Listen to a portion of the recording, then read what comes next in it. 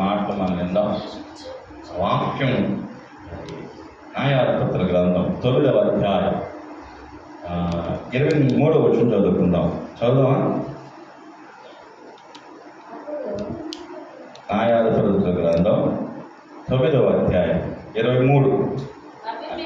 అబీమెలెకు 3 సంవత్సరములు ఇశ్రాయేలు మీద ఏలికై ఉండేది. అప్పుడు జెరుబ్బాబెలు 70 మంది కుమారులు చేయబడిన ద్రోహము ఫలం వారిని చంపిన అబీమెలెకు వారి సహోదరుల మీదకి అతని సహోదరులను చంపినట్లు అతని చేతులు బలపరిచిన షెకెము యాజకుల మీదకి వచ్చినప్పుడు వారు చేసిన ప్రాణ హత్య వారి మీద వచ్చినట్టు దేవుడు అబీమెలెకును షెకెము యజమానులకు వైరము కలుగుటకి వారి మీదకి దురాత్మలు ఎక్కడుండే? దేవుని చెంత నుండి వచ్చినాయని వాక్యము సెలవు.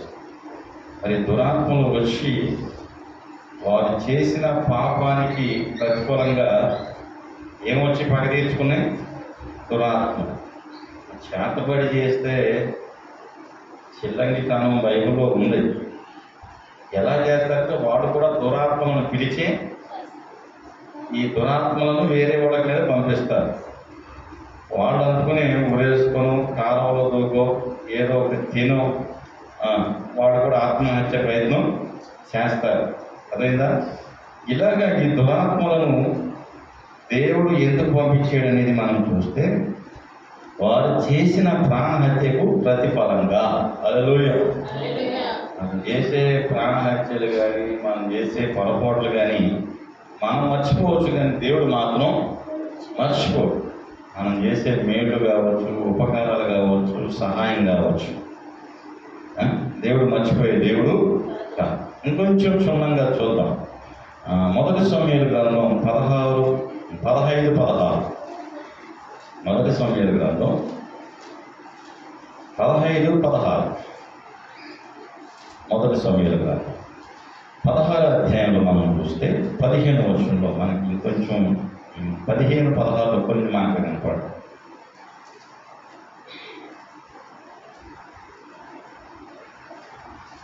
మనం ఈ చాప్టర్ చదవాల్సి ఉంటుంది. సమూయేలు నీవు మాటలాడ పని లేదు, యెహోవా రాత్రి నాతో సెలవిచ్చిన మాట నీకు తెలియజేతును వినుమని సౌలుతో అనగా సౌలు చెప్పుమని. అందుకు సమూయేలు నీ దృష్టికి నీవు అల్పుడుగా ఉన్నప్పుడు ఇశ్రాయేలు గోత్రములకు శిరస్సువై యెహోవా నిన్ను ఇశ్రాయేలు మీద రాజుగా అభిషేకించు. మరియు యెహోవా నిన్ను సాగనంపి నువ్వు పోయి పాపాత్ములైన అమాలేకుని నిర్మూలన చేయము, వారు లైమగు వరకు వారితో యుద్ధము చేయమని సెలవిగా నీవు ఎందుచేత యెహోవా మాట వినక. మనకి దెయ్యాలు ఎందుకు పడితే తెలుసా? దేవుడి బిడ్డలైనా దేవుని మాట మనం వినలేదనుకో, ఏం పట్టుకుంటే దెయ్యాలు పట్టుకుంటే. నేను అదే ప్రార్థన చేశాను, ప్రభువు నమ్ముకొని బాప్తిజం తీసుకొని ప్రభు సన్నిధికి వచ్చేటప్పుడు దెయ్యాలు పడితే అభిషేకించిన రాజుకి బట్టి. నాకు తెలిసి మీకు అభిషేకం ఉండవు, విశ్వాసులకి సేవకులకు ఉంటుంది అభిషేకం, ప్రత్యేకించబడ్డా. ఒక రాజు కూడా ప్రత్యేకించబడ్డాడుగా. ఏమొచ్చిందంట? ఎందుకు యెహోవా మాట వెనక. అమాలేకులను చాపమంటే చాపక ఏం చేశావు? పైకి వచ్చి ఏం మాట్లాడదాం చూడండి. దోపుడు సొమ్ములో ఎగబడి ఆయన దృష్టికి కీడు చేసేది.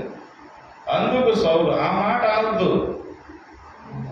దగ్గర ఉన్న తేడా ఏంటంటే దెయ్యం పట్టినప్పుడు మనం చెప్పేది ఎంతో అది మనకే తిరిగి చెప్తారు. మనం మాట్లాడినాడు.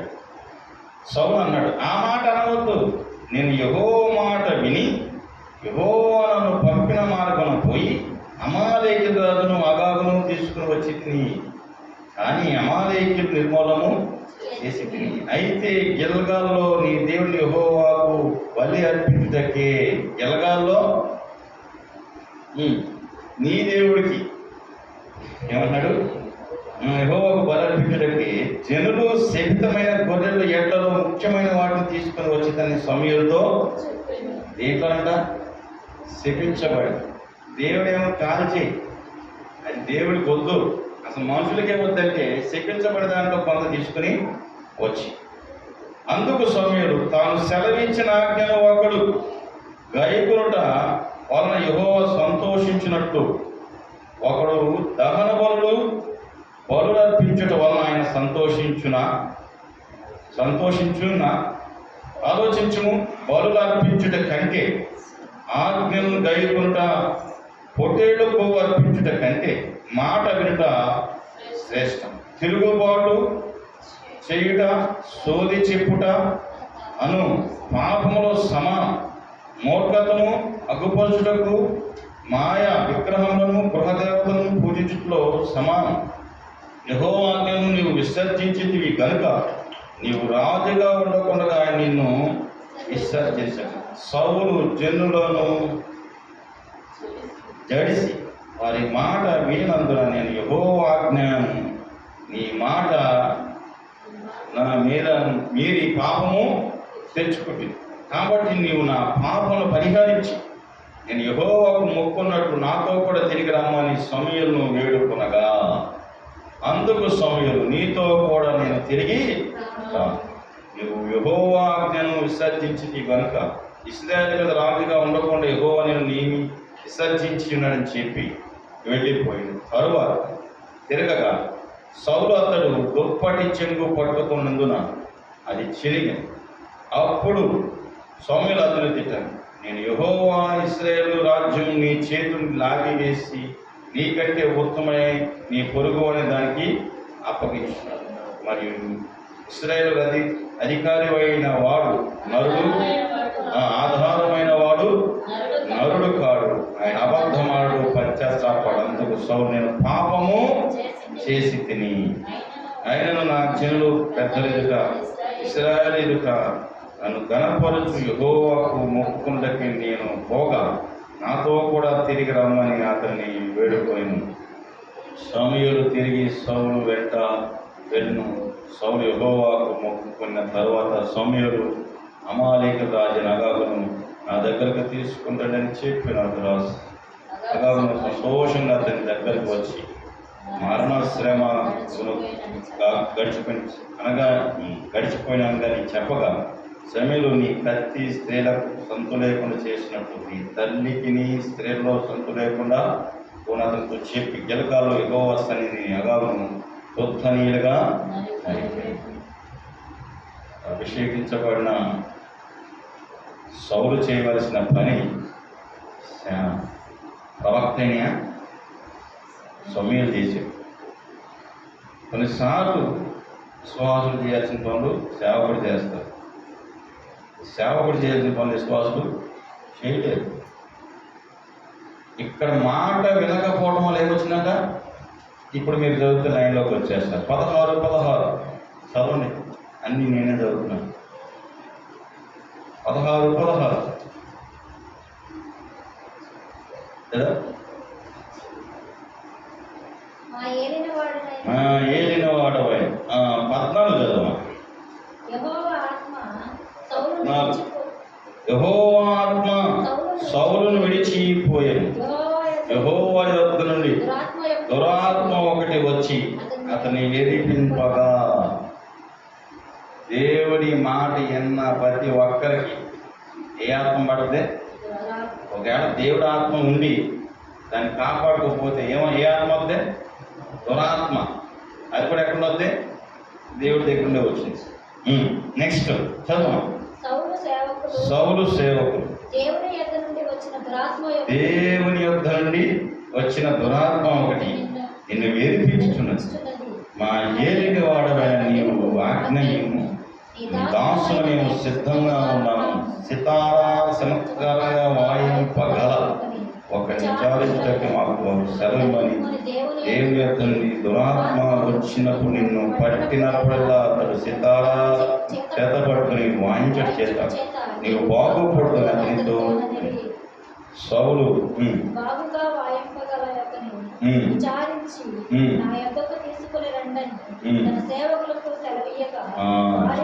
చాలు ఏం చేశాడు? సరే తీసుకురండి అన్నాడు. చూడండి 23లోకి వచ్చాడు.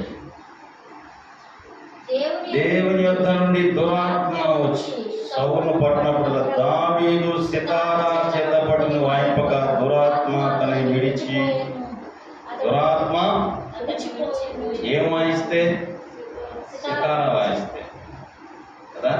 ఇప్పుడు దెయ్యం పట్టిన దగ్గరికి వెళ్ళి మనం ఆరాధన చేసేటప్పుడు ఏం చేస్తాం? డ్రమ్ము కన్నీళ్ళు తెచ్చుకొని వాయిస్తాం. అదేనా? మన దగ్గర సితారా లేదు కదా. మన దావీదు అక్క చెల్లి మేరీ చెల్లి ఏమిమ్మా దావీదు అనుకున్నాను. దెయ్యం పట్టి ఉండేది ఎవరో ఒకటి వస్తున్నారు. మన ఒకటి వచ్చింది, మన కాలం వచ్చిందిగా, స్క్రాప్ వచ్చింది కదా. వాయించినప్పుడు ఏం చేస్తుందంట? మాట్లాడలేదు. నేను సిగ్గాడుందా? అవుతున్నారమ్మా, చెప్పండి. దెయ్యాలు పట్టుకోవడానికి మీరు అందరూ అంటే మనకంటే పెద్దోళ్ళు బైబుల్ ఉన్నప్పుడు వాళ్ళకి చెల్లు అక్క అవుతాం. అంటే మనం పెద్దోళ్ళం కాదు కదా. కొన్ని మీరు అక్క అవుతారంటే అవ్వండి, మాదని పోయింది. దేవునికి స్తోత్రం. దావీదు ఏం చేశాడమ్మా? దేవుని యొద్ద నుండి దురాత్మ వచ్చి సౌలుని పట్టినప్పుడల్లా దావీదు చితార చేత పట్టుకొని వాయిస్తున్నాడంట. దురాత్మ అతన్ని విడిచిపోయిన అతడు సేవ చేసి బాగుపడేది. దెయ్యం పోయి మళ్ళీ వస్తుంది. ఇప్పుడు దెయ్యానికి సిగ్గు లేదంటారంటే చెప్పండి, సిగ్గు లేదు దెయ్యానికి. ఎందుకంటే మనం దెయ్యం మాట విన్నాం కాబట్టి దెయ్యం మన మాట ఏదో, దేవుడి మాట విన్నామంటే దెయ్యం మన మాట ఎందుకు. 18:10 చదవండి. మరునాడు దేవుని యొక్క దురాత్మ సౌలు మీదకి బలంగా వచ్చినందున అతడు ఇంటిలో ప్రవచించేను. మనమే కాదు ప్రవచనం చెప్తాం. మన దేవుని ప్రేరణతో చెప్తే దురాత్మకి వాయిస్తున్నాడు కదా కుర్రాడు దావీదు వాయిస్తుంటే, ఇప్పుడు దెయ్యం ఏం చేస్తుంది? ప్రవచనాలు చెప్తుంది. దెయ్యం ఏం చెప్తుంది? భలే ఉంది కదా. ఒక అడుగు ముందుకేసింది దెయ్యం. నేను వాయిస్తుంటే నన్ను తోలేస్తున్నావు కాబట్టి ఇప్పుడు నేనేం చెప్తా? ప్రవచనాలు చెప్తా. ప్రవచనాలు చెప్తే జనాలు ఏం చేస్తారు? ఒరే తోలబాకరి ఏం చెప్పిందో విందాం. ముందు మ్యా ఏం చెప్పిందో ఎవరు ఉండేయా సేపు కదా. మా యాశ్వడ్ అనేది వీడియో తీసాడు, భలే ఉంది కదా. పోటీ వాళ్ళు దెయ్యం ఊతనే ఉంది, ఊది ఊది ఊది నీళ్లు కొట్టిదా ఊతనే ఉంది. కొట్టబాగా చదువుదామా. కాబట్టి ఇక్కడ దావీదు ఏంటంటే ప్రవచనాలు చెప్పే దెయ్యం కూడా ఉంది. ఒక అడుగు ముందుకేసింది దెయ్యం. 19:9 చదువుతాం. 19:9 చదవాలి త్వరగా. యెహోవా యొద్ద నుండి దురాత్మ సౌలు మీదకి వచ్చింది. సౌలు ఈగ చేత పట్టుకొని మార్చాడు ఉపదేశం.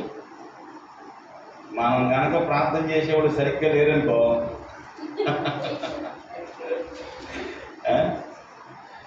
ఫస్ట్ వదిలిపోయింది, రెండోసారి ప్రవచనాలు చెప్పింది. దెయ్యం ఎంత బాగా అప్డేట్ అయింది తెలుసా? మనం అప్డేట్ అవ్వట్లా. మనం డ్రమ్ము కంచెలో పట్టుకొని పోరాడుతున్నాం కదా, అది అప్డేట్ అయిపోయింది. దెయ్యం ఏం చేసిందంట? ఏమేమో చూడాలి ఈసారి. దెయ్యం పట్టుకుని చేతులు ఏమంటారు కదా. ఏం పట్టుకుందంట? ఈట పట్టుకొని ఇంట కూర్చుండెను.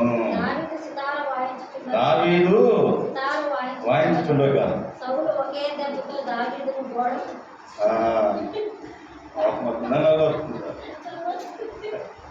ఇప్పుడు పాస్ట్ల పరిస్థితి ఇదే.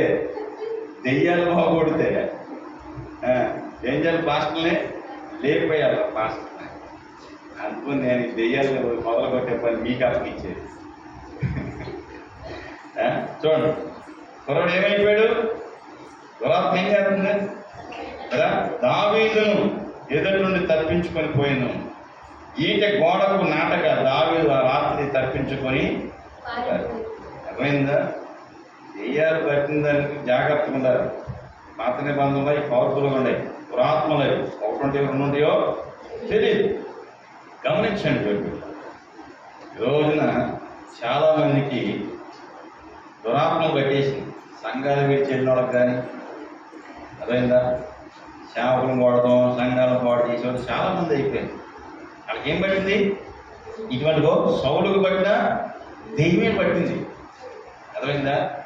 అంటే దెయ్యం పట్టింది కాబట్టి ఆడ ఏం పని చేస్తుంది? ఆళ్ళని వేసేస్తాం, వీళ్ళని వేసేస్తాం, ఆళ్ళని చంపేస్తాం. ఈ మనసు ఎందుకు వచ్చిందో తెలుసా? యెహోవా ఆత్మ ఏమైపోయింది? వాళ్ళని వదిలిపెట్టి వెళ్ళిపోయింది.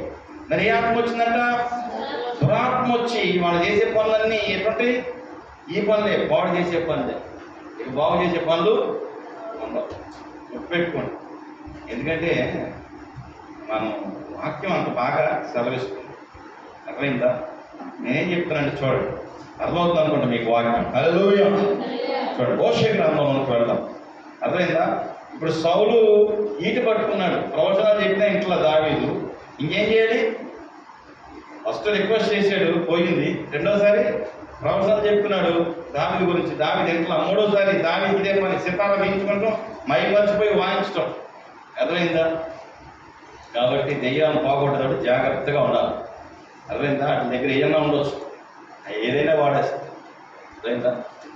వీటిని వేస్తే గోడ దిగబడిపోయిందండి. సౌలుకి ఎంత బలం ఉందో చూడండి. మనం సరిగ్గా పొరుగు కొడితే భూమిలో దిగబడదు. కావాలంటే మీరు పొడుచుకోండి, ఇంటికి పొరుగు తీసుకుంటారు. ఒకసారి పొడవ లేదు భూమిలో కూడా గోడ దిగబడిపోయిందంటే సౌలు ఎంత బలంగా నాటాడే కదా. రైట్. హోషేయ గ్రంథం 9:7 బైబిల్ గ్రంథంలో హోషేయ అనే ఒక ఆయన ఉన్నాడు. ఆయన గురించి చదువుకున్నాం. 9వ అధ్యాయం 7 చూడండి ఏమంటుంది? శిక్షా దినములు వచ్చి ఉన్నవి, ప్రతీకార దినములు వచ్చి ఉన్నవి. తాము చేసిన విస్తారమైన దోషములకు తాము చూపిన విశేషమైన పగను ఎరిగిన వారి తన ప్రవక్తలను అవివేకులని చూడండి తమ ప్రవక్తల అవివేకులని దురాత్మను అనుసరించి వారు ఎరువాలని ఇశ్రాయేలుకు తెలియజేసుకుందురు. అయినా ఎఫ్రాయిము దేవుని యొద్ద నుండి వచ్చు దర్శనాలను కనిపెట్టును. ప్రవక్తలు తమ చెట్లంతట్లో వేటగాని వలవంటి వారున్నారు. వారు దేవుని మందిరంలో చాలు చాలు చాలు చాలు చాలు. దురాత్మలను వాక్యం కూడా ఎన్ని మాట్లాడి సేవ చేసేవాడిని ఎడదొస్తాయి, శత్రులుగా చూస్తాయి. ఎడదొస్తాయిదమ్మా? శత్రులుగా చూస్తాయి. ఓకే, మీ మాటకు వస్తున్నాం. ఇప్పుడు మనం దేంతో పోరాడాలి? ఎవరితో పోరాడాలి? ఎఫెసీ రాసిన పత్రిక 6:12. మనం ఎవరితో పోరాడుతున్నామో చూద్దాం. 6:12 చదువుదామా?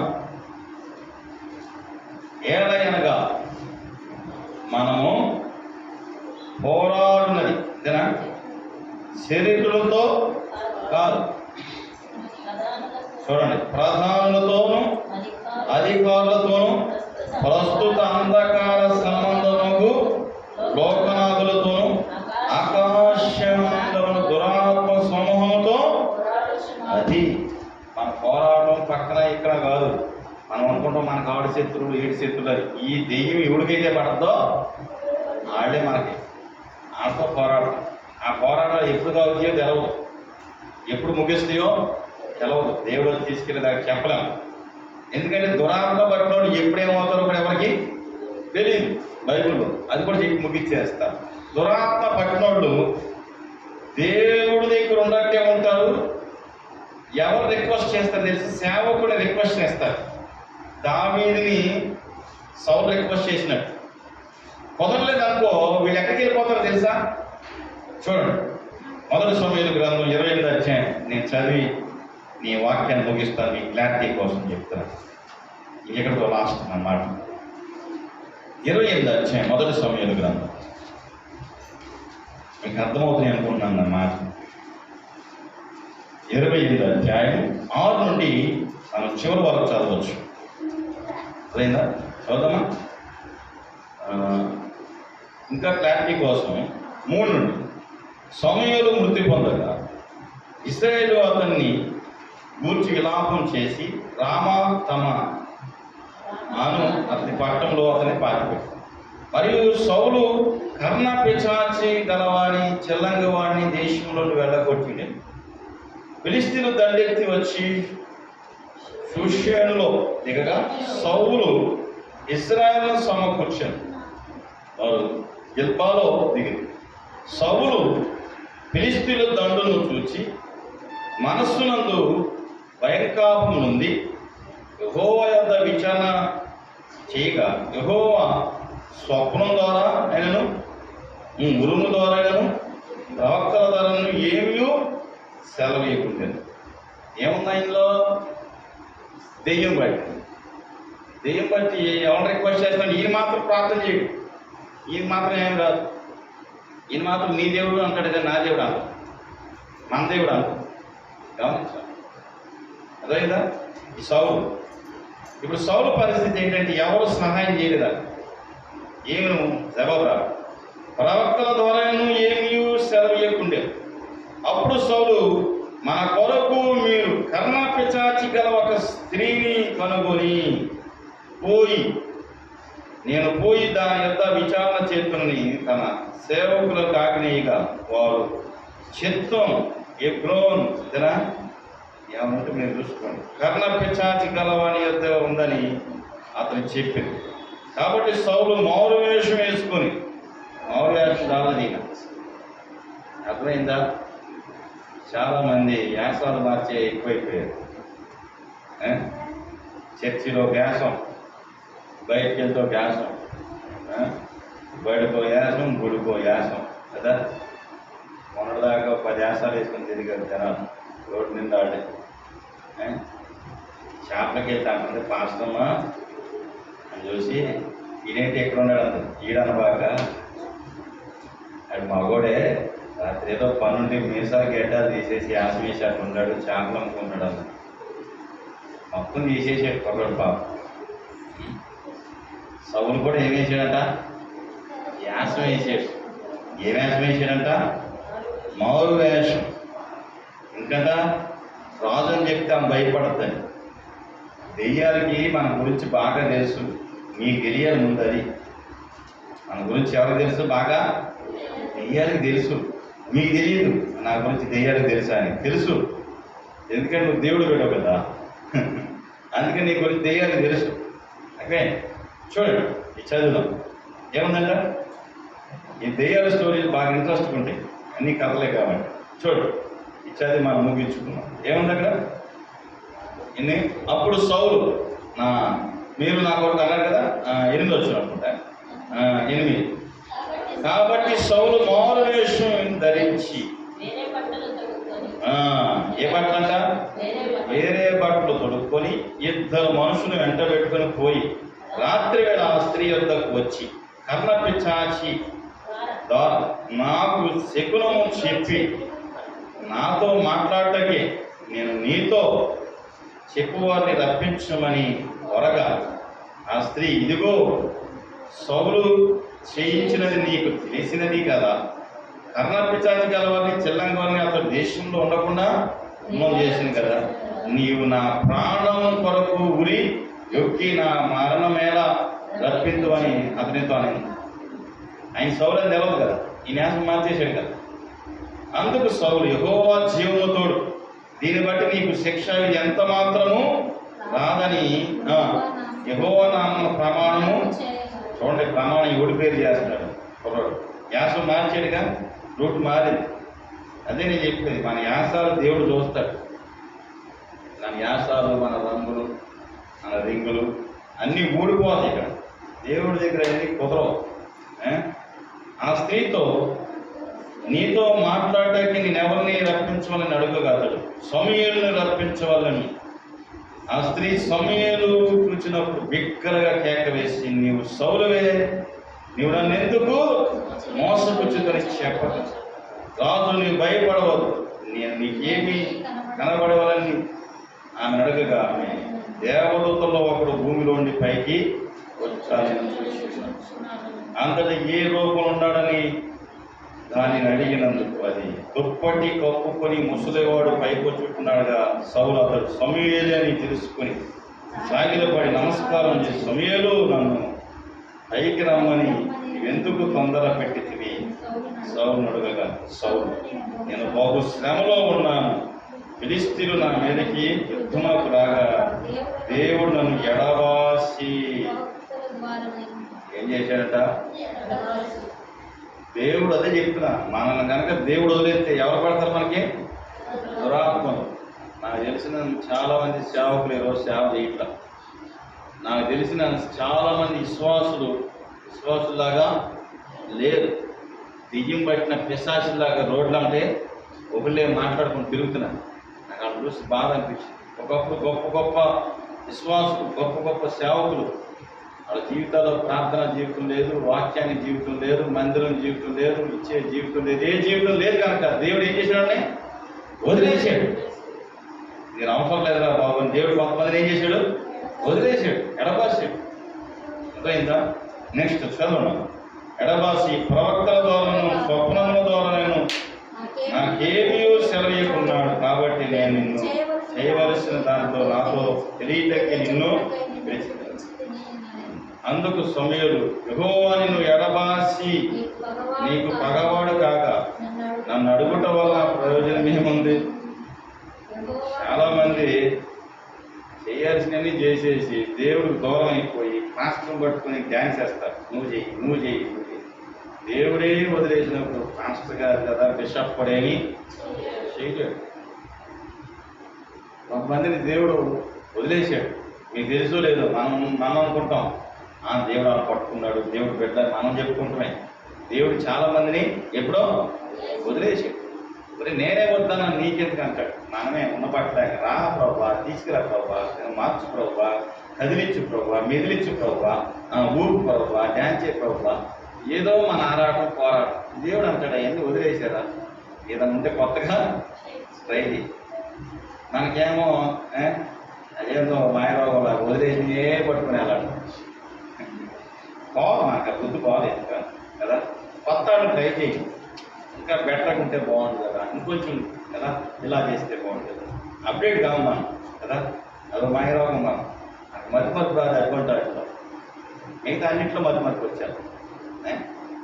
ఆలోచించేయండి కదా.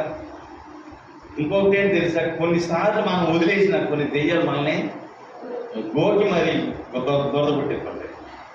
మనం గొప్పనే పడుకున్నా కొన్ని దెయ్యాలు అట్టంటగా ఇట్టంటగా తేట వాతంటగా ఈ ఏం చేస్తాయంటే మనల్ని పడుకున్న లేపి తగ్గుతుంటాయి కదా. గమనించాం కదా. ఏం చేశాడు? చచ్చిపోయినాడు కూడా లేపుతున్నాడు. ప్రభుత్వుడు కదా ఇలా. చచ్చిపోయినా సమయాలు కూడా లేపుకోలేదు కదా. ఏం చెప్పించుకున్నాడు తెలుసా ఆయనతో? చూడండి, చదివితే మీకు బాగా అర్థమైంది. చదువు. ఏముంది? ఎక్కడ దాకా వచ్చావు? మర్చిపోయావా? యెహోవా నీకు పగవాడవని కాక అడగక నన్ను అడుగుట వల్ల ప్రయోజనమేమి? యెహోవా తన మాట తన పక్షముగానే నెరవేర్చు. నా ద్వారా ఆయన సెలవిచ్చినట్టు నీ చేతి నుండి రాజ్యము తీసి నీ పొరుగువాడైన దావీదుకు దాన్ని ఇచ్చి ఉన్నాడు. వినండి, దావీదుని చంపేయాలని ఎవరు చెప్పారు? సౌలుకి దురాత్మ. మరి దురాత్మను చంపని ఎవరు చెప్తారు? దావీదుకి చెప్పాడా? దావీదుకి దొరికితే చంపాడా? చంపలేదే. యెహోవా చేత అభిషేకించినాడు, మనం చంపాల్సిన పని లేదు. ఆడికాడే చంపుతాడు, మనం వదిలేద్దాం. ఎన్నిసార్లు దావీదు దొరికాడు, దావీదుని చంపుతాడు సౌలు. ఈ 2 సమయాలు అంతా లేదు, అదే ఉంటుంది అక్కడ. నెక్స్ట్ చూడండి, ఎందుకంటే దేవుడు మనల్ని కాపాడితే మనల్ని ఎవడేమి చేయలేడు. హల్లెలూయా. దేవుడి కాపుదల లేకపోతే అబ్బే ఇక మనం చెప్పాల్సిన పనే లేదు. అర్థమైందా? ఇంట్లో ఉండి చచ్చిపోవచ్చు. గమనించు, యెహోవా ఆజ్ఞకు నువ్వు లోబడక మళ్ళీ మొదలుకు వచ్చేసి కొంతమందికి చెప్పిందే చెప్తే పాపం నెలతూరామ ఫోన్ చేసి, సార్ మా అమ్మాయి ఫోన్ ఎత్తలేదు, ఏమంటే నాకు నవ్వు వచ్చింది. అవునా, ఫోన్ ఎత్తలేదా? ఏమంటాను నాకు.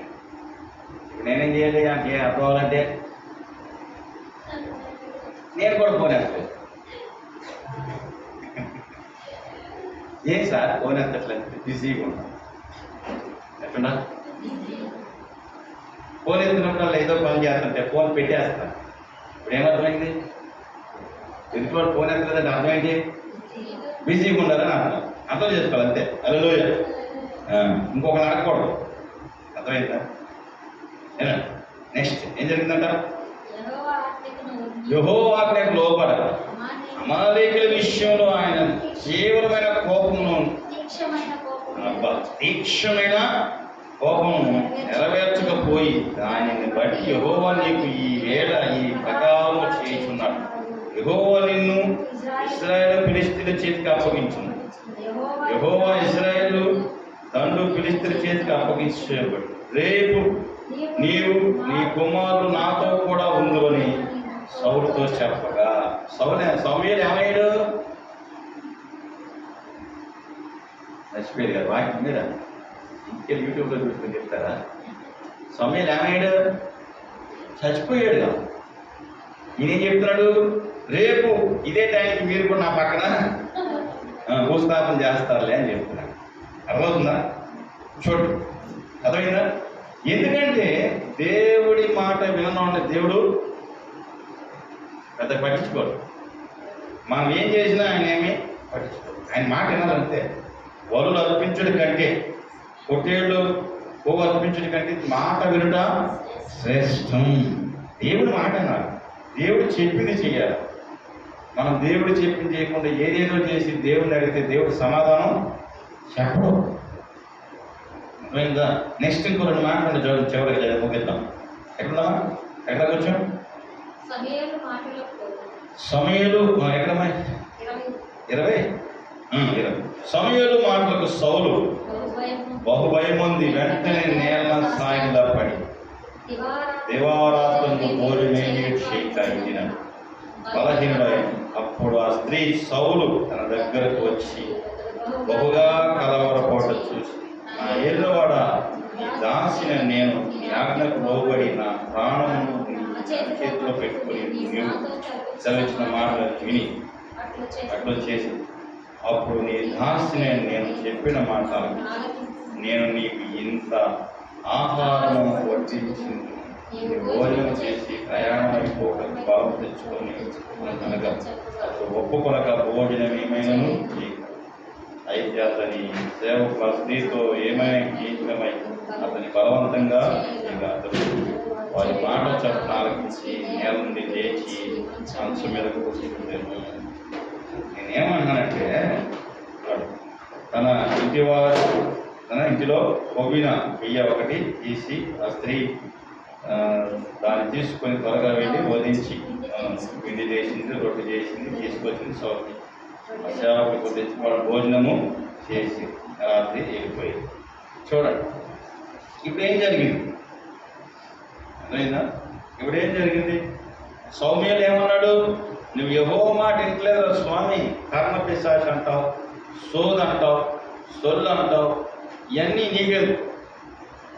దేవుడి మాట వినాలి. అయితే వీళ్ళందరి మాట నువ్వు వినకూడదు. విన్నావా?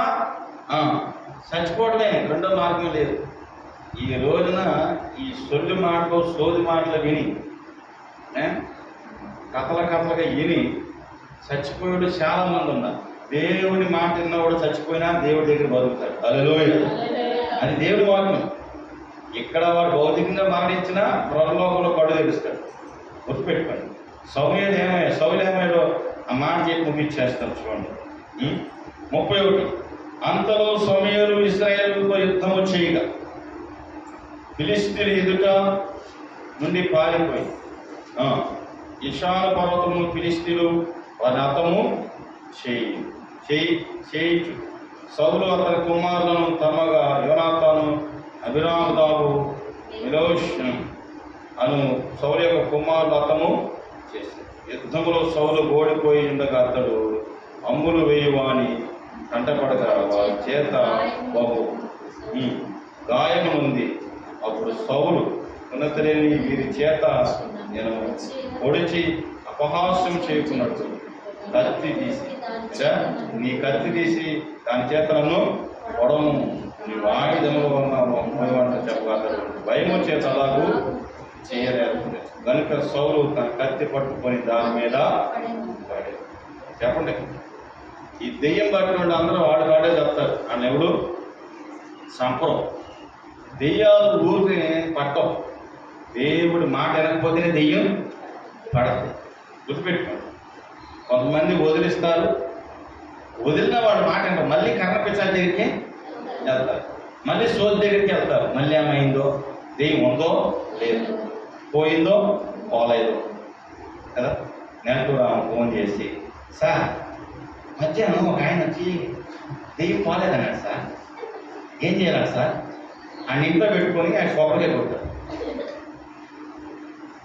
దెయ్యం పోయిందమ్మా, నీ కూతురు కనగా ఉంది, అప్పుడైనా దెయ్యం పట్టిందలాగా ఊపిరి దాకా బాగుందని నేను చెప్తే మధ్యాహ్నం వచ్చాడు సార్. మరి ఏం చేద్దాం? మంచం మీద కూర్చోబెట్టి అన్నం పెట్టి. చాలా మందికి వాక్యం అర్థం కాదు, ప్రార్థన అర్థం కాదు, దేవుడి మాటలు అర్థం కాదు. దెయ్యం మాటలు మాత్రం పోస కూర్చున్నట్టు. అమ్మలక్కల మాటలైతే ఇంకా బాగా కడుపు నిండిపోదు. కడుపు నిండిపోయి అన్నం కూడా మానేస్తారు. మా బాబు అన్నాడు, మనం కూర్చొని మాట్లాడేది నాకు కూడా ఇదా, మరి అయ్యే మాటలు నాకు అర్థం కాదు, ఆకలి కూడా మానేస్తారంట. ఆ మాటలు మరి అంత రుచికర మాటలు ఎక్కడ ఉండేవి? దేవుడి మాటలు చెప్తే మాత్రం నీరసం, నిద్ర, అలసట, బద్ధకం, దరిద్రం మొత్తం బయట వచ్చారు. దయచేసి నేను చెప్పేది ఏంటంటే, మీకు అర్థమైంది అనుకుంటా, క్లారిటీ అర్థమైందా? దేవుని మాట వినకపోతే, దేవునికి లోపడపోతే, దేవుని ఆత్మ పోయి ఏ ఆత్మ వద్దామా? దురాత్మ వచ్చి అది పోగొట్టును కూడా ఇదేం చేస్తే, ప్రవచనాలు మీరు కాదు, నేను కూడా చెప్తాను. మీరు నన్ను పోగొడితే నేను అసలు భూమి మీద లేకుండా దావీదు చేయదు. దావీదు అంత చమత్కారంగా వేసిన అసలుకే పొట్టాడేమో, ఈ పొడుతాడుకొని మా ఎమ్మి మా లేక ముందుగానే అవుట్. పొట్టోడికి జాగ్రత్త ఎక్కువ. దావీదు కూడా తెలుసుకున్నాడు, వీటితో జాగ్రత్త ఉండాలి ఆయన, వీడికి మేలు చేసామంటే మాకేదో పొడిచేదట్టే ఉన్నాడు కదా. ఎమ్మట ఏం చేసింది? నువ్వు పోతే పో, నాకు వద్దులే, దెయ్యం వద్దు, ఈ ప్రాంతం వద్దు, వారసానే దెయ్యాన్ని దూరంగా ఏం చేసిందంటే బయటకి ఇచ్చేసి దావీదు తప్పుకున్నాడు. ఇక ప్రార్థన చేయలేక ఎవరున్నారు? దెయ్యానికి ఎవరు లేరు, వాయించేవాడు కూడా గుర్తుపెట్టుకోండి, ఎవరు ఉండరు. అర్థమైందా? కాబట్టి దేవుడు పెట్టారు. సమయం ఉండగానే మనం దేవుడి మాట వినాలి. సమయం పోయిన తర్వాత దేవుడి మాట వింటాను, ఇప్పుడు అప్పుడు అంటే కుదరనే అందుకొని బలులు అర్పించుట కంటే యెహోవా మాట వినుట శ్రేష్టం. కాబట్టి మనం దెయ్యం పట్టినోడి కోసం ప్రార్థన చేద్దాం. వాడు కూడా దేవుడి మాట వింటేనే, లేకపోతే ఏమవుతారు చెప్పాలా? సౌలు ఏమయ్యాడు?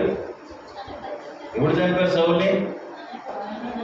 ఎవడు చంపలేదు కనీసం. రే నన్ను చంపరంటే కూడా నేను నిన్నెందుకు చెప్తాను, నేను చంపను, నువ్వే చావన్నాడు. ఆయన కత్తి మీద కూడా ఆయనే దెయ్యం పట్టడం ఎవరు చంపడానికి పోతుంది, మళ్ళీ ఆవిడ పడింది మీడికి పడుతుంది. బట్టి దయచేసి ధైర్యంగా ఉన్నాం, దేవుడి మాట వింటాం. బైబిల్లో పాట ఉంది కదా, నీ మాట వింటాను లోపడతానయ్యా. ఆ పని చేద్దాం. దేవుడి మాట మీద ప్రార్థన చేయండి. ఎవరైనా సరే, నేనైనా, నువ్వైనా, నీ భర్త అయినా, నీ బంధువులైనా, నీ ఎవరైనా సరే, ఇప్పటికీ మన బంధువుల్లో లేరా సోది చెప్పించుకునే వాళ్ళు లేరా? ఏమై ఉంటుందంటావు, ఏం జరిగి ఉంటుందంటావు, మా ఇల్లు ఎందుకు చెట్టు అయిపోయింది, మా పిల్ల ఎందుకు చెట్టు అయిపోయింది, మా అబ్బాయికి ఎందుకు పెళ్లి కావట్లేదు, ఈ చెప్పించుకునే వాళ్ళు లేరా? అన్నీ అయిపోయి, అన్నీ చూసి, అన్నీ చేసి, మా కొరకు ప్రార్థన చేయరా, మేము మొక్కుకున్నాం. ఎక్కడో మొక్కుంటే మేము ఇక్కడ ప్రార్థన చేయాలి. ఇక్కడ మాత్రం మొక్కుకోరు. ఇక్కడికి వచ్చి మాత్రం కాన్పెట్లో టపాను 10 రూపాయలు వేసి స్వామి అన్నం, అక్కడ మాత్రం ఇంత పొడుగు మొక్కుకుంటారు. నేను అనుకుని చెప్పేసి, ఇంత పొడుగు మొక్కుబడి కూడా ఇక్కడే మొక్కుకోండి, ఆ అద్భుతం దేవుడే చేస్తాడు. కాబట్టి దేవుడు పెట్టాలి జాగ్రత్త. మనం ఒక గ్యారెంటీ ఇస్తున్నాం, వాడు నాకు గ్యారెంటీ ఇవ్వరు, వాళ్ళ గ్యారెంటీ ఇస్తారు. నేను అనుకునే వాళ్ళు ఏమన్నా అనుకోని వస్తే కానీ బైబుల్లో ఉన్నది చెప్పకుండా మొహమాటానికి పోయి ఏమనుకుంటారు, వాళ్ళు ఏమనుకుంటారు, వీళ్ళు ఏమనుకుంటారు అనుకుంటే అందరూ మేము వస్తుండాలి, ఒక రాజ్యం చెప్పాలి. కాబట్టి దేవుడి కార్యం జరగాలంటే ఉన్నది ఉన్నట్టుగా చెప్పాలి. దేవుడి కృప మనందరికీ దయచేయగా అందరు లేచిందో పడదాం, కళ్ళు మూసుకుందాం, ప్రార్థన చేసుకుందాం. పరిశుద్ధులైన ప్రభువా, దురాత్మ నుండి మమ్మల్ని కాపాడి మీ ఆత్మను నాకు, మాకు, మా సంఘానికి, సంఘ బిడ్డలకు ఇచ్చారు. ఏది దురాత్మో ఏది పరిశుద్ధాత్మో అని మాకు గుర్తు చేసినందుకు స్తోత్రం.